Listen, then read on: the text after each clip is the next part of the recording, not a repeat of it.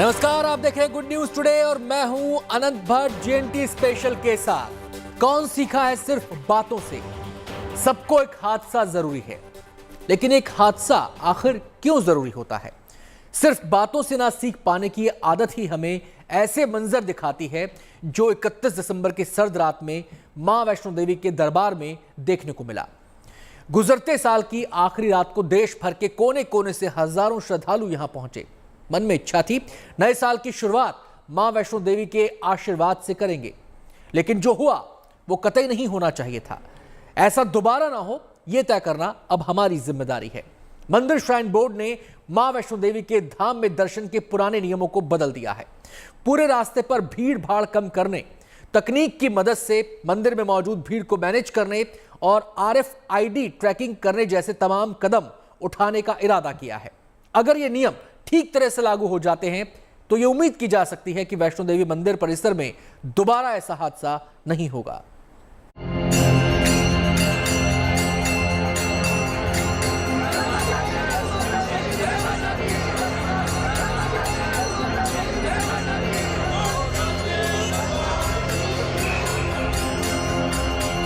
त्रिकुट की इन पहाड़ियों ने अब तक बस भक्ति से भरे जयकारे की गूंज को सुना था, मन्नतों के मांगे जाने और उनके पूरा होने के सिलसिले को देखा था, श्रद्धा के भावों को महसूस किया था।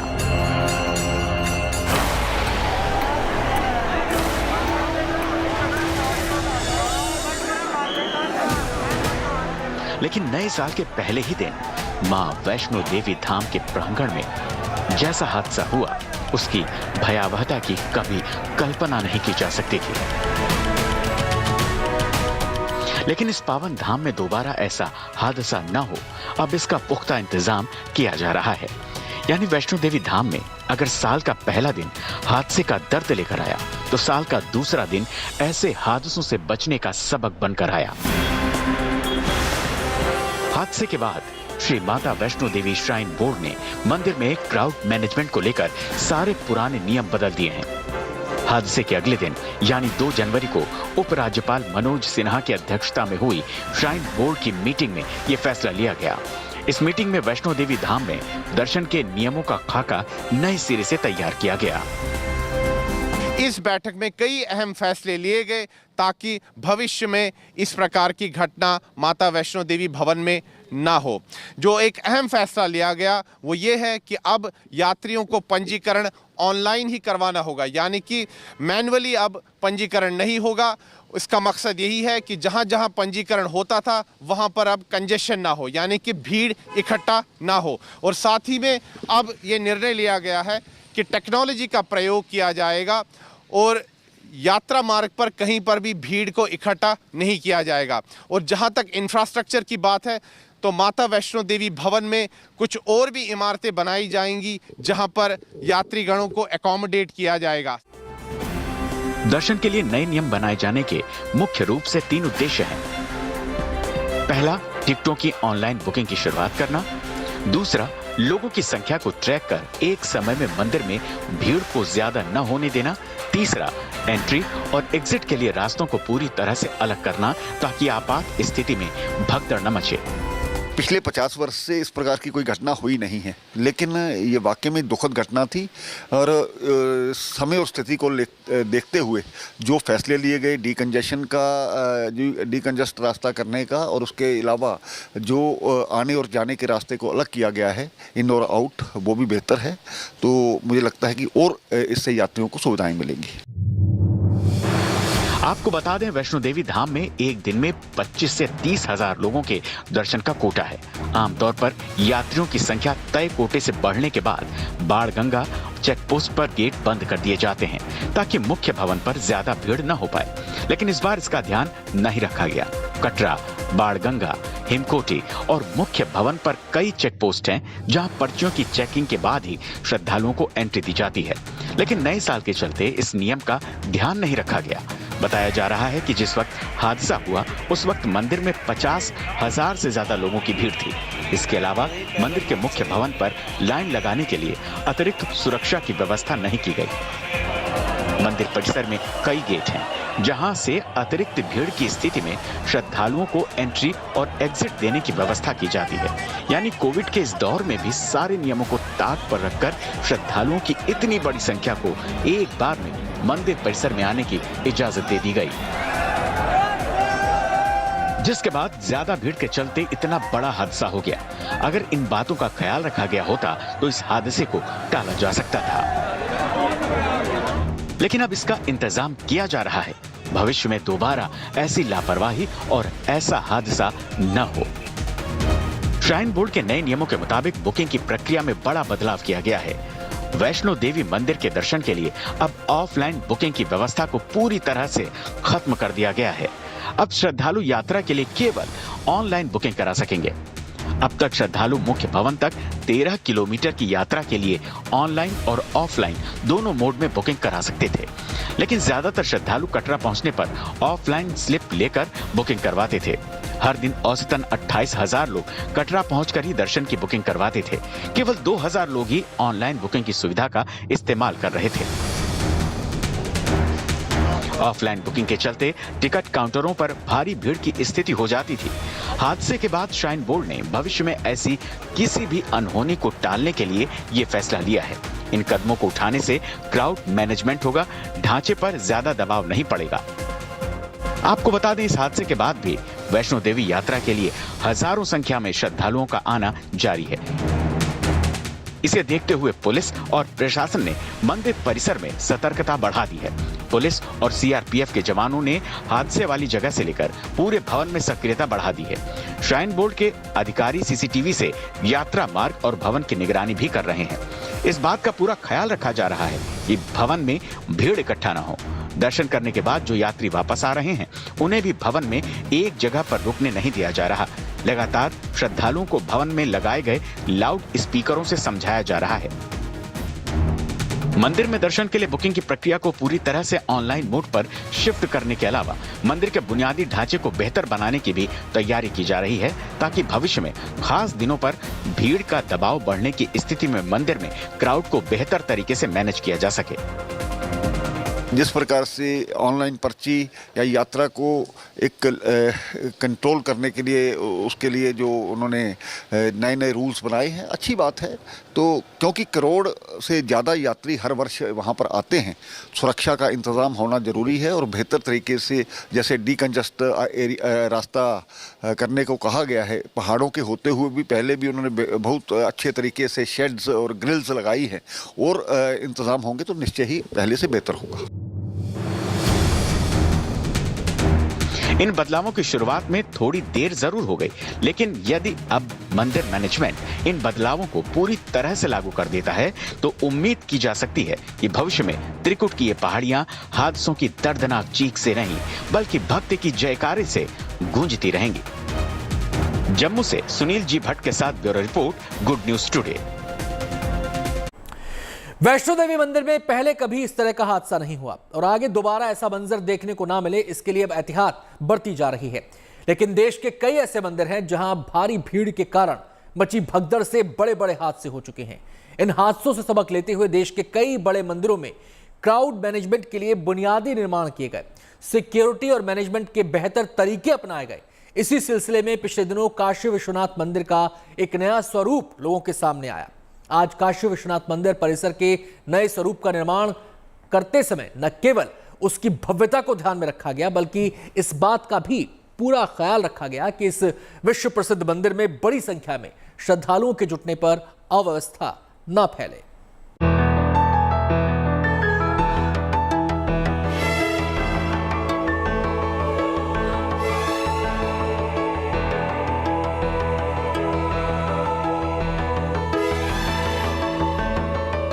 दो 2021 के आखिरी महीने में देश के प्रधानमंत्री ने काशी विश्वनाथ धाम के इस नए नवेले स्वरूप का लोकार्पण किया। विश्वनाथ धाम में प्राचीन मंदिर के मूल स्वरूप को बरकरार रखते हुए 5,27,000 वर्ग फीट से ज्यादा के क्षेत्रफल में इसे विकसित किया गया। करोड़ों की लागत से बने इस नए परिसर में श्रद्धालुओं की सुविधाओं और सहूलियतों का ध्यान रखने के लिए भक्तों की सुरक्षा और भीड़ को मैनेज करने के इंतजामों को चाक चौबंद करने का भी खास ख्याल रखा गया। पहले तंग गलियों से घिरे जिस विश्वनाथ मंदिर में श्रद्धालुओं के लिए पैर रखने तक की जगह नहीं होती थी, वहां अब एक समय में एक साथ लाखों श्रद्धालु जुट सकते हैं। धाम का मंदिर चौक क्षेत्र इतना विशाल है कि यहाँ 2 लाख श्रद्धालु खड़े होकर दर्शन पूजन कर सकते हैं। यानी अब सावन के सोमवारों, महाशिवरात्रि और मंदिर से जुड़े दूसरे खास मौकों के दौरान भारी भीड़ के दौरान भी भक्तों को दिक्कत नहीं होगी। विश्वनाथ मंदिर में सनातन धर्म के 12 ज्योतिर्लिंगों में से एक भगवान विश्वेश्वर नाथ विराजते हैं। ये हिंदू जनमानस की आस्था का प्रमुख केंद्र है। ऐसे में हर साल यहाँ लाखों की तादाद में श्रद्धालु पहुंचते हैं। लेकिन काशी विश्वनाथ मंदिर का क्षेत्रफल पहले केवल 3000 वर्ग फीट का था। ऐसे में हर साल पहुंचने वाले श्रद्धालुओं की तादाद को देखते हुए प्रशासन ने चरणबद्ध तरीके से मंदिर परिसर को विकसित करने का काम किया। मंदिर के आसपास की 300 से ज्यादा इमारतों को खरीदकर परिसर के क्षेत्रफल को बढ़ाया गया। विस्तार का काम और कॉरिडोर का निर्माण होने के बाद अब विश्वनाथ धाम परिसर का दायरा बढ़ाकर 5,27,730 वर्ग फीट हो गया है। आसपास की सकरी गलियों की जगह विश्वनाथ धाम में श्रद्धालुओं की निर्बाध एंट्री और एग्जिट के लिए 4 विशालकाय द्वार बनाए गए हैं। धाम में दिव्यांगों और बुजुर्गों के आवागमन के लिए विशेष व्यवस्था की गई है। धाम में आपातकालीन चिकित्सा सुविधा से लेकर एम्बुलेंस तक का इंतजाम है। इसके अलावा सुरक्षा के लिए हाईटेक कंट्रोल रूम बनाया गया है। पूरे धाम क्षेत्र में हाई डेफिनेशन CCTV कैमरे लगाए गए हैं। नए साल की शुरुआत के साथ ही मंदिरों और धार्मिक स्थलों पर लोगों की और आस्थावानों का हुजूम उमड़ पड़ा, जिससे वाराणसी में 12 ज्योतिर्लिंगों में से प्रमुख काशी विश्वनाथ मंदिर भी अछूता नहीं रहा। लाखों की संख्या में यहाँ पर श्रद्धालुओं की भीड़ उमड़ पड़ी। हालांकि जो अभी की तस्वीरें हैं वो एकदम अलग हैं, क्योंकि इसके लिए अगर किसी को श्रेय जाता है तो यहाँ विश्वनाथ मंदिर प्रशासन को जाता है, क्योंकि क्राउड मैनेजमेंट इन्होंने जिस तरह से किया वो पूरी तरह से तारीफ़े काबिल है। नए साल के मौके पर विश्वनाथ मंदिर में लगभग 5 लाख श्रद्धालुओं ने मत्था टेका। आम भक्तों की भारी आमद को देखते हुए मंदिर मैनेजमेंट ने नए साल के मौके पर VIP दर्शन पर रोक लगा दी थी। मंदिर परिसर के आसपास श्रद्धालुओं की भीड़ जमा न हो, इस बात का भी ध्यान विशेष तौर से रखा गया था। अगर हम इस पूरे धाम के स्वरूप की बात करें तो पहला अगर देखेंगे तो मुख्य मंदिर परिसर के 4 मुख्य द्वार हैं, बड़े बड़े द्वार हैं। इसके अलावा जो पूरा धाम बना है, धाम में मुख्य द्वार पे हम लोग खड़े हैं, एक आप इसको देख सकते हैं, ये मुख्य द्वार है। इसके अलावा साइड से दोनों तरफ से भी एंट्री है और मुख्य द्वार से हम लोगों ने अभी एग्जिट रखा है ताकि श्रद्धालुओं को ज़्यादा से ज़्यादा निकलने का भी अवसर रहे। और ये जैसे इसको हम लोगों ने जो भी मैदागिन से जो भी व्यक्ति आ रहे हैं उनको हम लोगों ने यहाँ से एंट्री दे रखी है, और जो उस तरफ से गोदौलिया से एंट्री आ रहे हैं उनको हम लोग नंदू फारिया गली से एंट्री दे रखी है। विश्वनाथ धाम पहुंचने वाले श्रद्धालु मंदिर के इस भव्य स्वरूप को देखकर खुश तो हैं ही, साथ ही सुरक्षा के बेहतर इंतजाम भी भक्तों के लिए राहत की बात है। बहुत परिवर्तन आया है। पहले क्या था कि ये जो अभी कॉरिडोर बन गया है, 4 गेट बन गया है, पहले ऐसा नहीं था। प्लस अभी प्रोटोकॉल फॉलो हो रहा है। पहले आते थे तो बहुत तरह का सुविधाएं थी। रोड चौड़े नहीं थे, रोड पतले पतले थे, आने में घंटों लग जाते थे। इधर उधर हम लोग दर्शन होने में पूरा दिन लग जाता था। अब इधर व्यवस्था इतनी अच्छी हो गई है कि 2-3 घंटे में ही हम लोगों को दर्शन हो जा रहा है और आराम से दर्शन हो जा रहा है। वास्तव में अब देश के सभी बड़े मंदिरों में सुरक्षा और क्राउड मैनेजमेंट के ऐसे ही इंतजामों की दरकार है। खास मौकों पर पहुंचने वाले भक्तों की बड़ी तादाद को देखते हुए मंदिर परिसर का रेनोवेशन करना बेहद जरूरी हो गया है। कई मंदिरों के मैनेजमेंट इस ओर कदम बढ़ा रहे हैं। दरअसल इसके पीछे एक बड़ी वजह है। वैष्णो देवी मंदिर में नए साल पर हुआ हादसा इस तरह का पहला हादसा नहीं है। देश भर के मंदिरों से गुजरे सालों में इस तरह की खबरें आती रही हैं। अगर सिलसिलेवार ढंग से देखा जाए, तमिलनाडु के करुअप्पा स्वामी मंदिर में 21 अप्रैल 2019 को भगदड़ मच गई थी। मंदिर में यह हादसा चित्रा पूर्णिमा की रात को हुआ था, जब बड़ी संख्या में श्रद्धालु पूजा अर्चना के लिए पहुंचे थे। केरल के सबरीमाला मंदिर में साल 2017 में हुई भगदड़ में कई लोग घायल हो गए थे। यह घटना 41 दिवसीय मंडला पूजा के समापन वाले दिन हुई थी। इससे पहले साल 2011 में भी सबरीमाला मंदिर में भगदड़ से बहुत बड़ा हादसा हुआ था। 2017 की घटना के बाद सबरीमाला मंदिर में तीर्थ यात्रियों के मंदिर के प्रवेश के लिए सख्त नियम बनाए गए थे। 3 अगस्त 2008 को हिमाचल प्रदेश के बिलासपुर जिले में श्री नैना देवी मंदिर में भगदड़ के कारण कई लोग हताहत हुए थे। नैना देवी हादसे के 2 महीने बाद 30 सितंबर को राजस्थान के जोधपुर में पहाड़ की चोटी पर मौजूद चामुंडा देवी मंदिर में बड़ा हादसा हुआ था। नवरात्र उत्सव के दौरान मची भगदड़ में सैकड़ों की तादाद में लोग घायल हुए थे। इससे पहले महाराष्ट्र के सतारा जिले में 26 जनवरी को मंदेर देवी मंदिर में भगदड़ के चलते बड़ा हादसा हुआ था। श्रद्धा के दर पर घटा ये हर हादसा एक सबक था, जिसे अगर समय रहते सीख लिया जाए तो न जाने कितने लोगों की जिंदगी बच सकती है। जब भी कहीं पर ऐसा हादसा होता है तो उसे मंदिर के मैनेजमेंट और शहर का प्रशासन इंफ्रास्ट्रक्चर, क्राउड मैनेजमेंट और तमाम व्यवस्थाओं को चाक चौबंद करने में जुट जाता है। पर यहाँ सवाल ये उठता है, इन सारी व्यवस्थाओं को लागू करने के लिए किसी हादसे की बात क्यों देखी जाती है? क्या ये बेहतर नहीं होगा कि मंदिर से जुड़े खास दिनों और त्योहारों पर हर बार जुटने वाली भीड़ का अंदाजा लगाकर पहले से ही सारे इंतजाम पूरे कर लिए जाएं, ताकि भगवान के दर पर हाजिरी लगाने पहुंचे भक्तों को ऐसे दर्दनाक हादसों से न गुजरना पड़े। वाराणसी से रोशन जायसवाल के साथ bureau report, good news today. देश के कई ऐसे धार्मिक स्थल हैं जहां हर साल लाखों की संख्या में श्रद्धालु हाजिरी लगाते हैं। ऐसे मंदिरों के लिए वैष्णो देवी हादसे से सबक लेना और भी जरूरी हो जाता है। कुछ धार्मिक स्थल ऐसे भी हैं जो पहले से क्राउड मैनेजमेंट के इन कायदों को अपना चुके हैं, तो वहीं कुछ जगहों पर अभी भी सुधार की बेहद जरूरत है।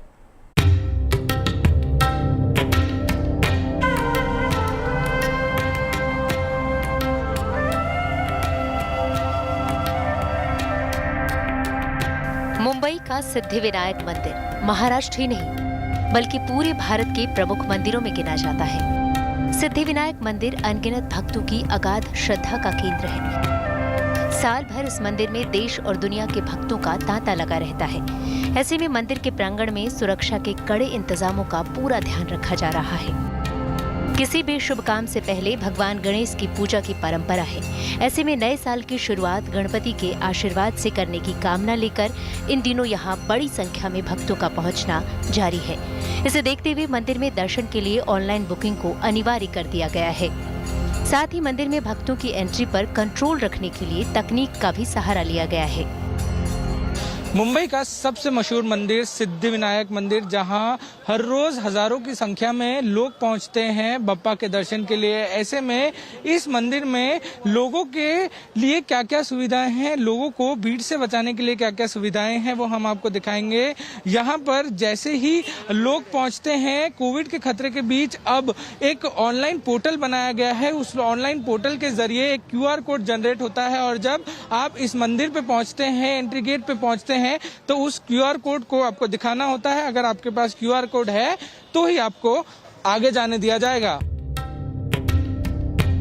यानी ऑनलाइन पोर्टल से मिला QR कोड ही मंदिर में एंट्री का एकमात्र जरिया है, क्योंकि इस QR कोड को दिखाने के बाद ही मंदिर का ऑटोमेटेड एंट्रेंस गेट भक्तों के लिए खुलता है।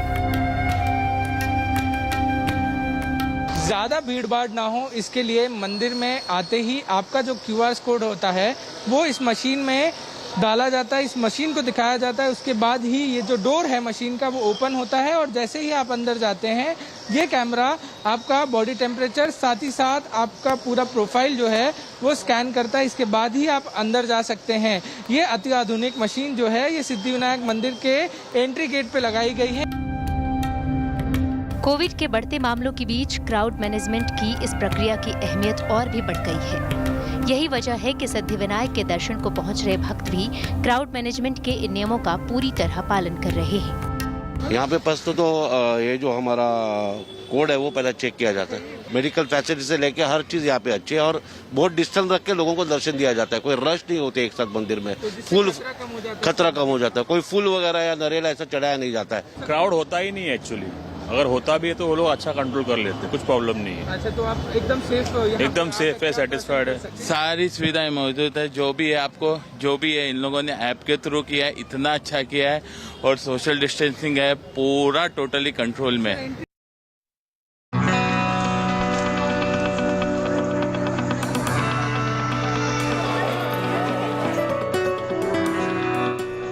शिरडी के साईं बाबा मंदिर में भी नए साल के मौके पर 2-3 दिनों के भीतर तकरीबन 1.5 से 2 लाख श्रद्धालुओं ने दर्शन किए।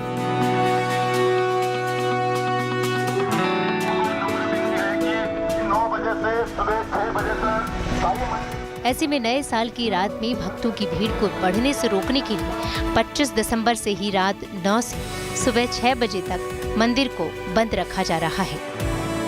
इसके अलावा लड्डू काउंटर और मंदिर की कैंटीन को भी रात के समय बंद रखा जा रहा है। इसी को देखते हुए पुलिस प्रशासन ने 31 दिसंबर की रात 9 बजे के बाद साईं मंदिर और द्वारका माई मंदिर परिसर में इकट्ठा हुए हजारों श्रद्धालुओं को वहां से हटा दिया था। भीड़ भाड़ भी कम है, मतलब उन्होंने ऐसे अरेंज किया है कि लोग मतलब धीरे धीरे और सोशल डिस्टेंसिंग रख के ही दर्शन ले सकते हैं। आज तो क्या 15 मिनट में हो गया, आए 15 मिनट में हो गया, पास निकाला ना। तो सोशल डिस्टेंसिंग फॉलो कर रहे थे, रूल्स सब फॉलो कर रहे थे गवर्नमेंट के। हैंड हाँ सैनिटाइज सब जगह है, मतलब अंदर जाने से पहले हाथ सैनिटाइज करके ही मंदिर के दर्शन हो सकते हैं साईं बाबा के। डिस्टेंसिंग बहुत अच्छा है, बच्चों के लिए भी बहुत सेफ है, कुछ नहीं ऐसा कि बच्चों के लिए हमें बच्चे भी लेके आए हैं। और दर्शन का जो टाइम रखा है ना, इससे दर्शन बहुत सुकून से और शांति से मिलता है। देश के इन बड़े मंदिरों के मैनेजमेंट के सामने इन दिनों लोगों को नए साल की भीड़ से बचाने के साथ साथ कोरोना से बचाने की भी चुनौती है।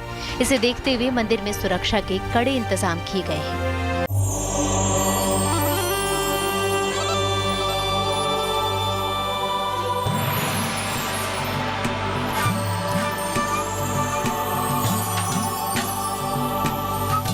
इसी तरह आंध्र प्रदेश में मौजूद तिरुपति मंदिर में भी सुरक्षा और क्राउड मैनेजमेंट को लेकर मंदिर प्रशासन बेहद सजग रहता है।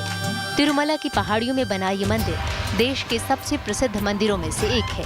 वैसे तो यहाँ साल भर लाखों की तादाद में भक्त पहुँचते हैं, लेकिन नए साल के मौके पर यहाँ भक्तों की तादाद आम दिनों के मुकाबले कई गुना बढ़ जाती है। ऐसे में मंदिर प्रशासन भक्तों की सुरक्षा को ध्यान में रखकर खास इंतजाम करता है। शिरडी से नितिन मिरानी के साथ पारस दामा, मुंबई, गुड न्यूज टुडे।